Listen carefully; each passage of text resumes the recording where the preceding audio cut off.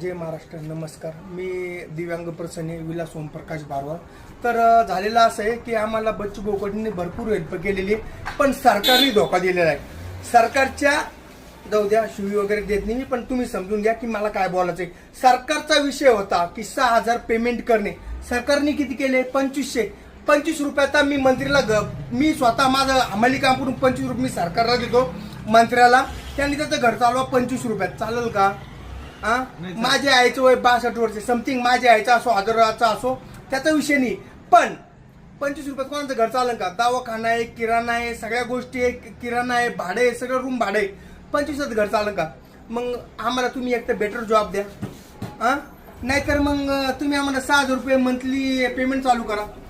त्याविषयी आम्हाला आनंद आहे. तुम्ही खूप वर केलं लाडक्या बहिणीला देऊन, म्हणजे तुम्ही पेमेंट चालू करा. त्या आमच्याच बहिणी आहे, पण तुम्ही बहिणी पण बघा ना, मालदाराची काय गरीबाची. जी गरीबाची बहीण आहे तिला 25 तिला 5,000 महिना करा, त्याला आमचं समर्थन आहे. पण तुम्ही बोगस काम करून तुमचं वर्चस्व करताय, तर this is not fair. I don't like it your nature.